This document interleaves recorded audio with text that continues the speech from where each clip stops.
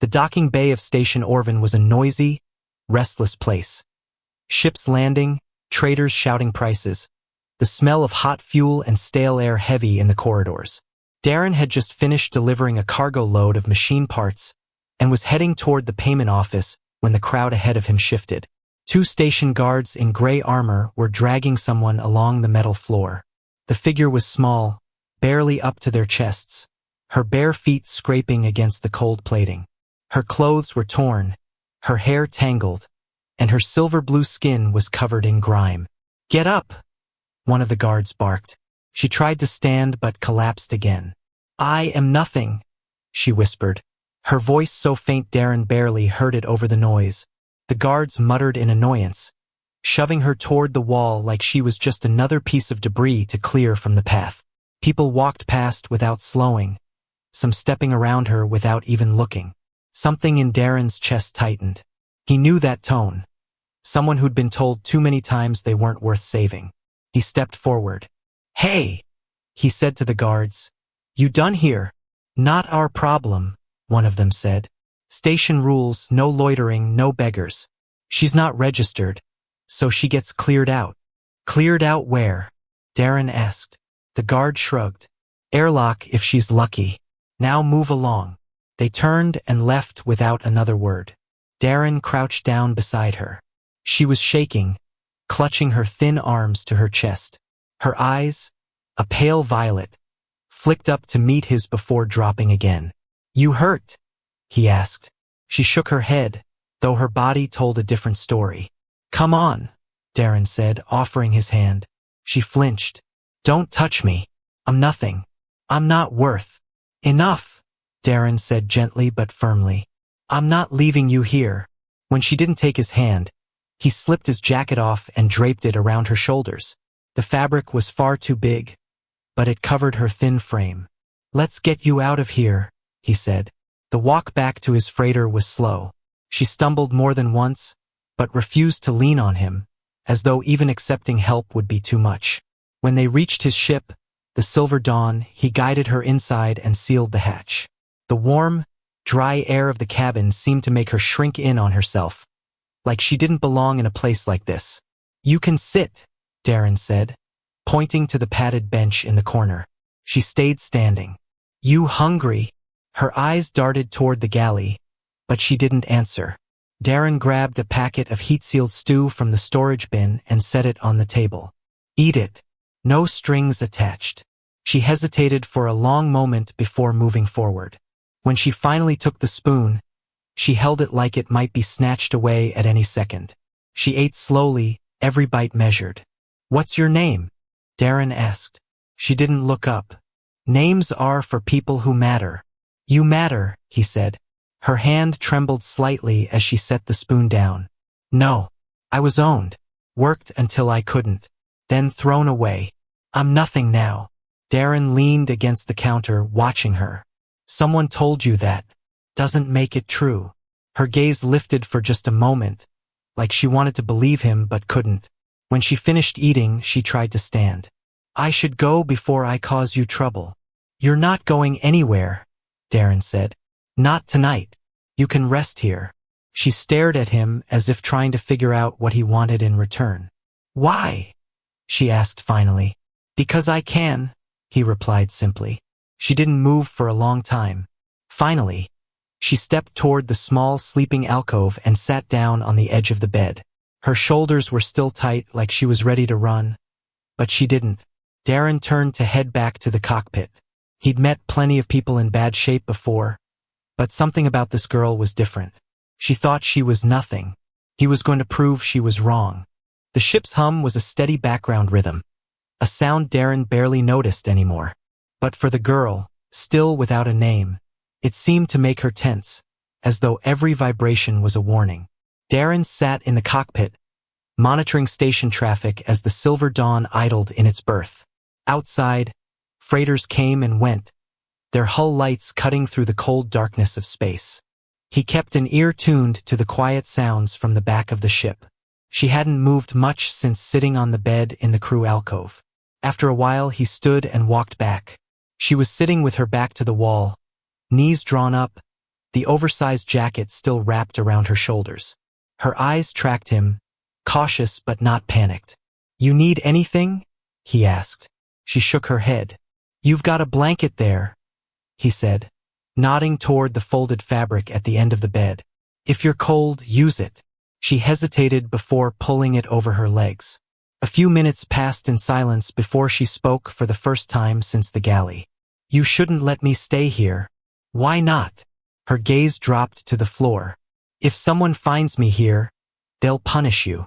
"I'm not worried about them," Darren said. "You should be. They always find people like me. And they don't forgive." Darren leaned against the doorway. "Who's they?" She didn't answer. Her hands tightened around the blanket, knuckles pale against her silver-blue skin. "Fine," he said. "You don't have to tell me. But you're safe here." Her eyes flicked to his face, searching for a lie. "Safe doesn't last." "Sometimes it does," Darren said quietly.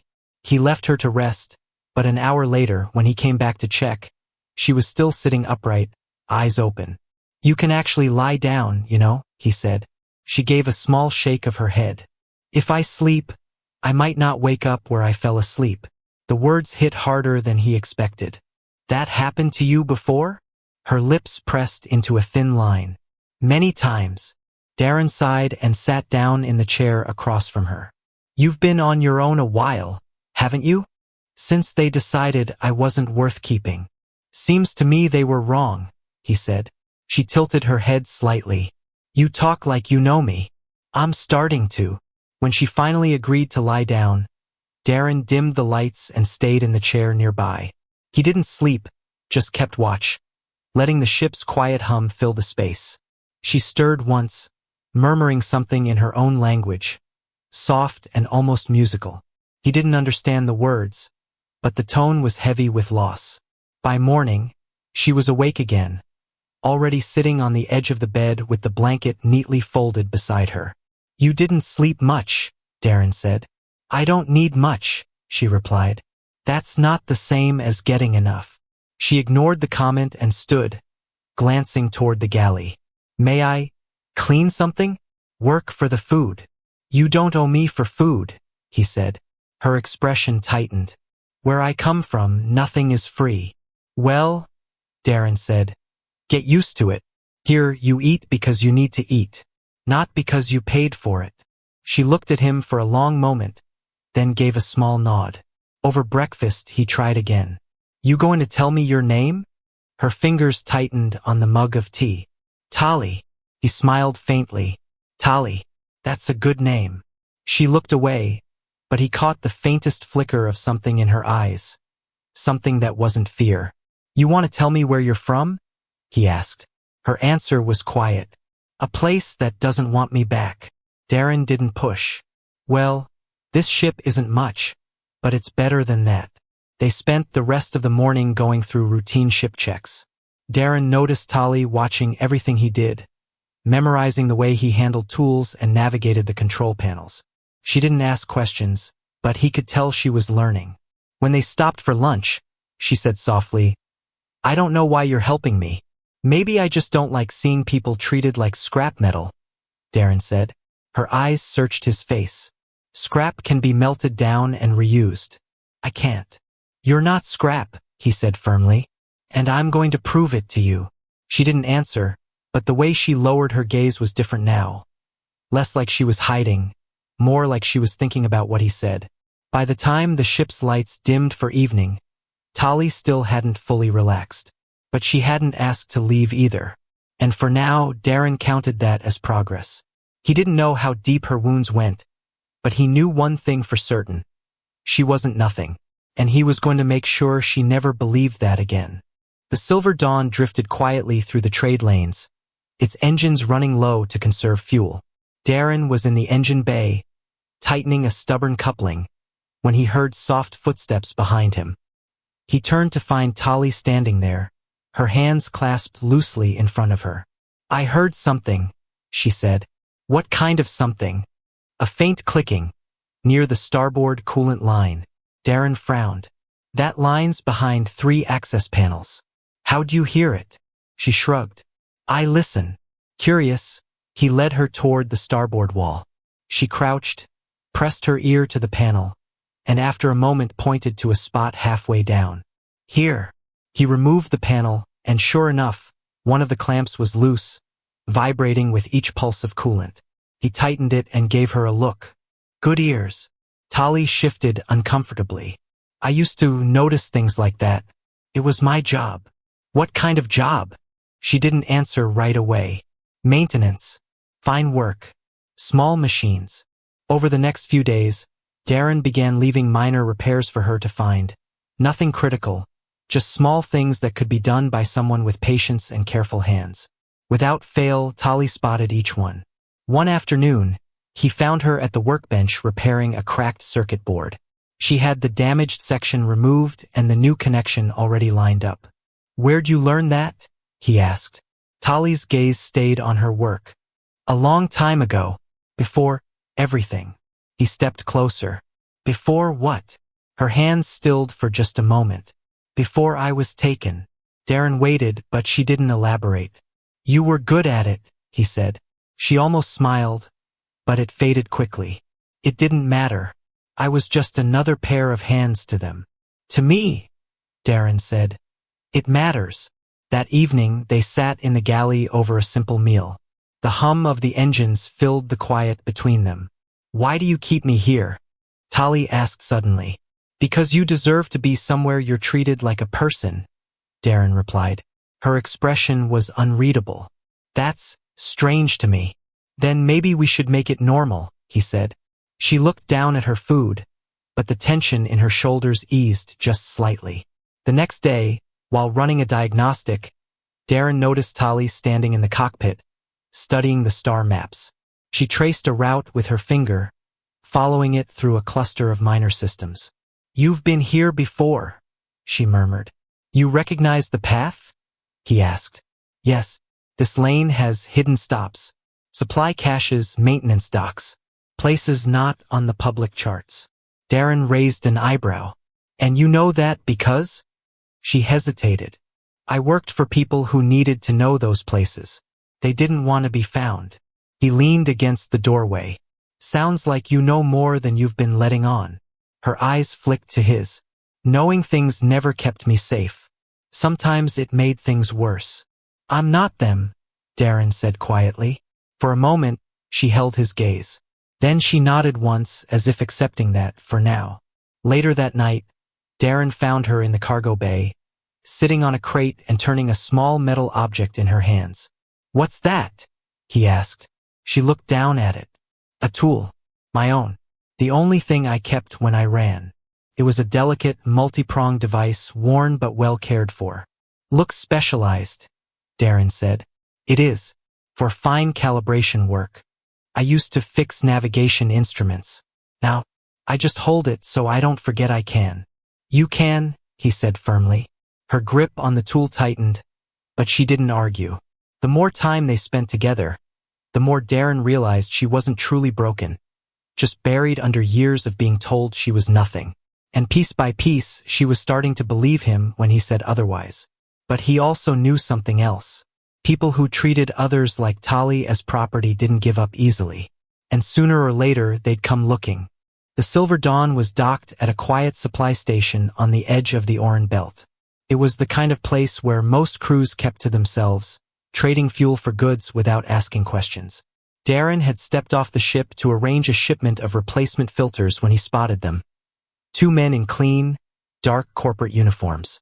They stood out instantly against the worn, patchwork clothing of the station's regulars.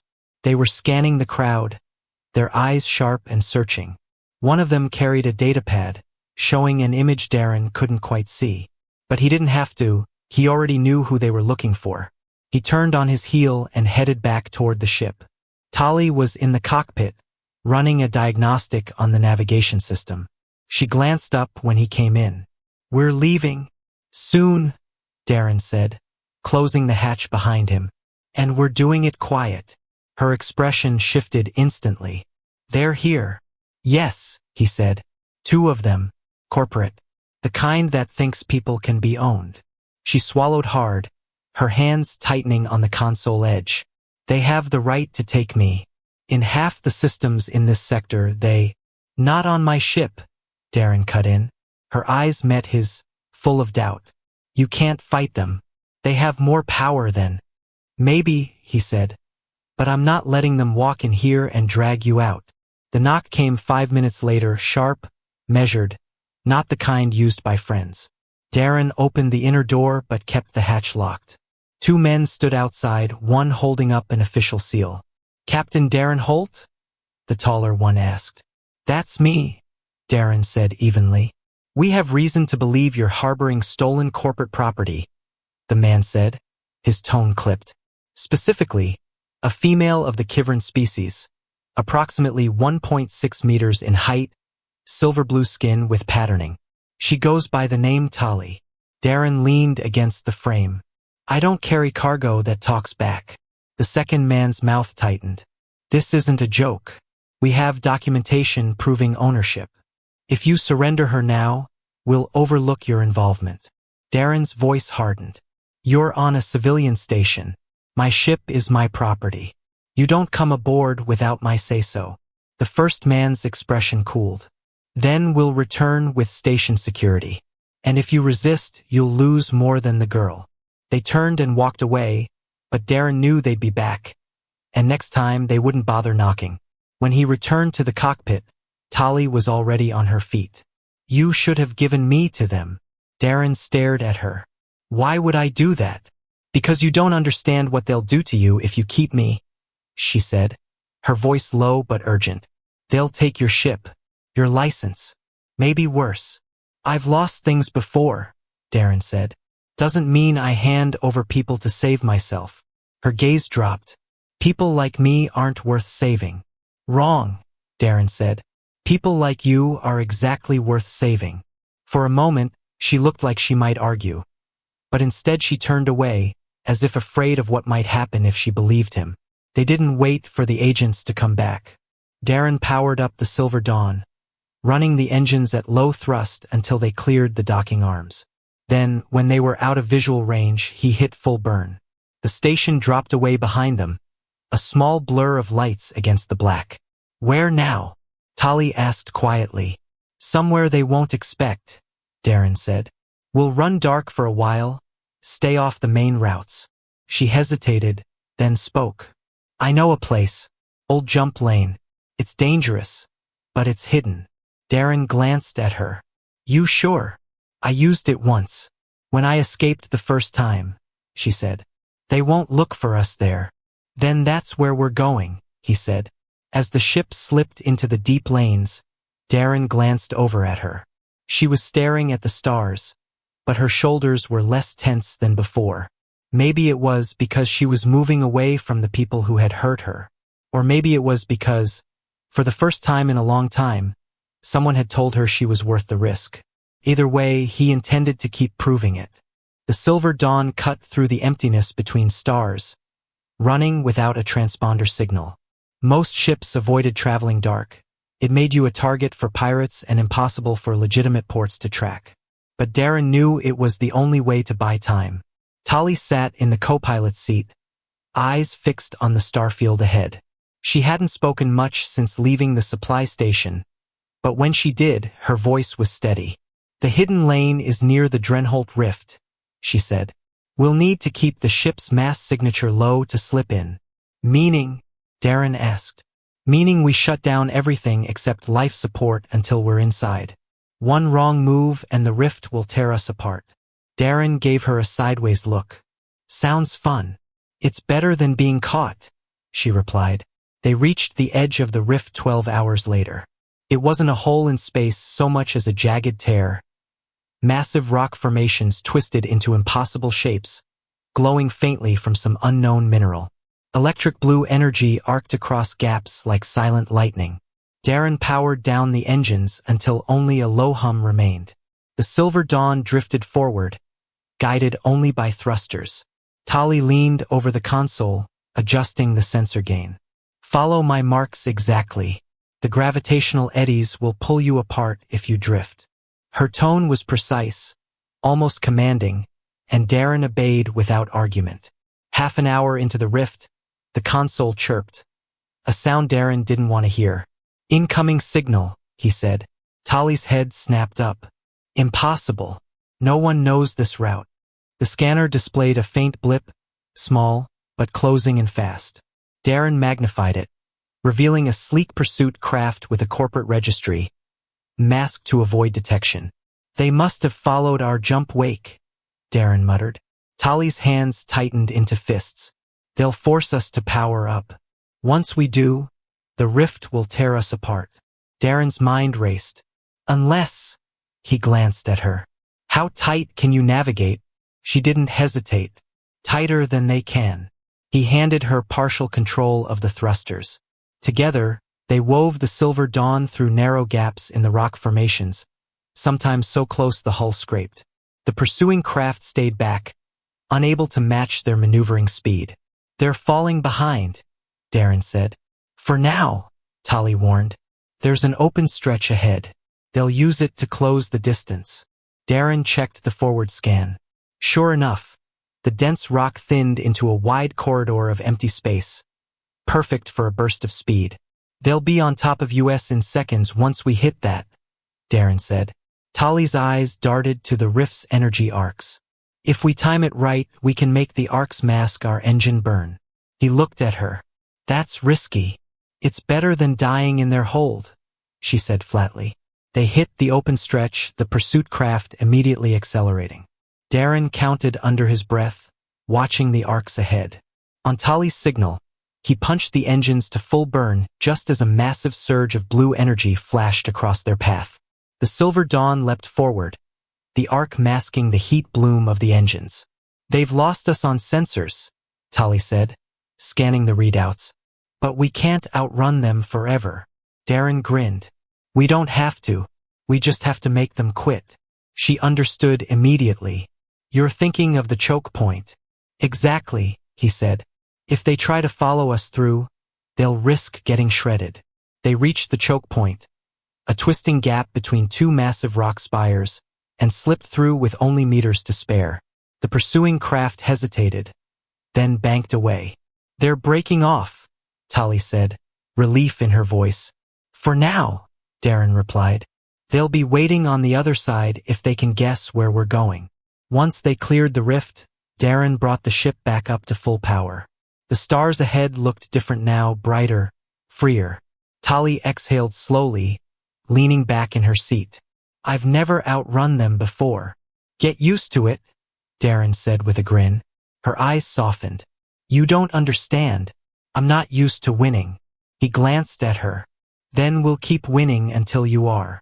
She didn't answer, but the faint smile on her face said enough.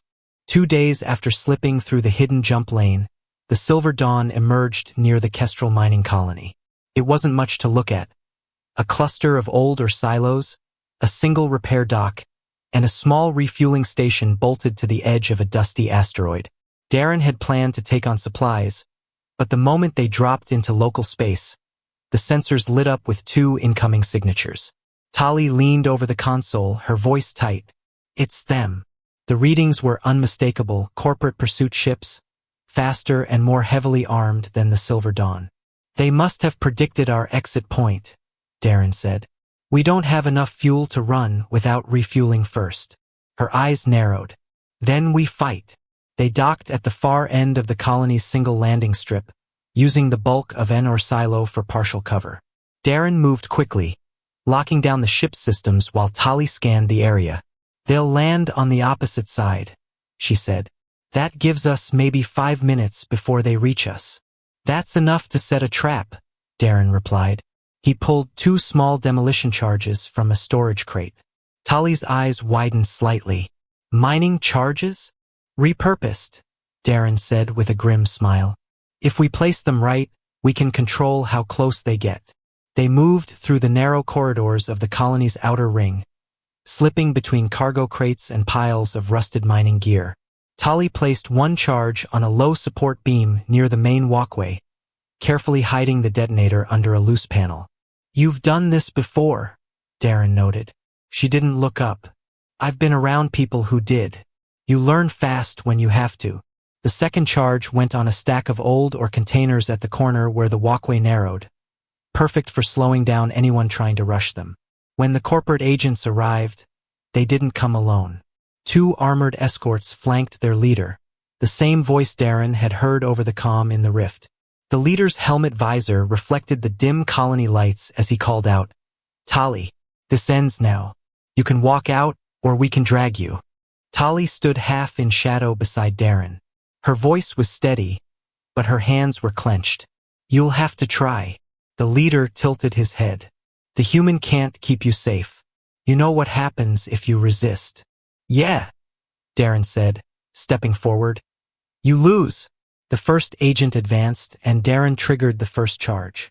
A flash of light and a sharp concussive blast sent debris clattering across the walkway, forcing the escorts to halt. The leader's voice sharpened over the helmet comm. "You think that will stop us?" "No," Darren said. "But this might." Tali hit the detonator for the second charge. The ore containers collapsed, blocking the narrow path and forcing the agents to split up and try to flank them. The fight was fast and dangerous.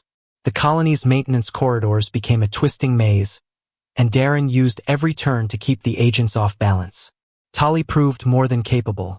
At one point, she rerouted a maintenance door's power feed, slamming it shut between 2 pursuing escorts and buying them precious seconds.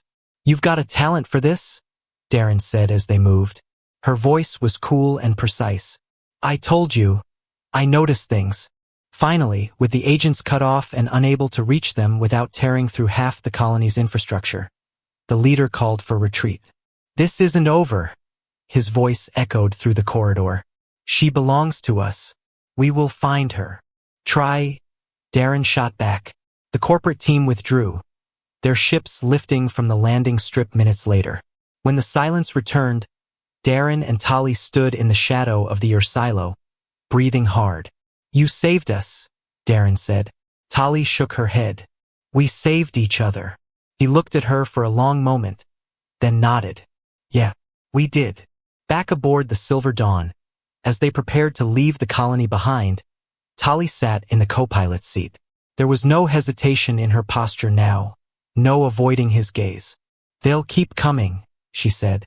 "Then we'll keep outsmarting them," Darren replied. Her lips curved into the faintest smile. "Maybe I'm worth the trouble after all." "You always were," Darren said. And for the first time since they'd met, she didn't look away when he said it. 3 days after leaving the Kestrel mining colony, the Silver Dawn emerged into a quiet stretch of space. No trade routes, no stations, just the glow of a distant blue star. Tali sat in the co-pilot's seat, her fingers idly tracing patterns on the armrest. She had stopped glancing nervously at the sensors every few seconds, but Darren knew she was still listening, always listening. "There's a place we can go," she said suddenly. Darren looked over. "Where?" "It's called the Haven's Ark, hidden inside the rings of a gas giant in the Veil system. My people, some of them escaped there years ago. If they're still there, they'll take me in." He studied her face. "You want me to drop you off?" Her eyes flicked to him. "Not unless you want to leave me." "I don't," he said simply. It took almost 2 days to reach the Veil system. The gas giant filled the viewport as they arrived, its swirling green and gold clouds lit by the nearby star. Tali leaned forward, scanning the rings. There, just beyond that shadow line, Darren adjusted the course. At first, he saw nothing but drifting ice and rock. Then a shimmer appeared, a cloaked structure built into the densest part of the rings. It was massive, with docking arms stretching out like the spokes of a wheel. As they drew closer, a voice came through the comm in a language Darren didn't understand. Tali answered fluently. After a pause, the voice replied, and a beacon lit up, guiding them in.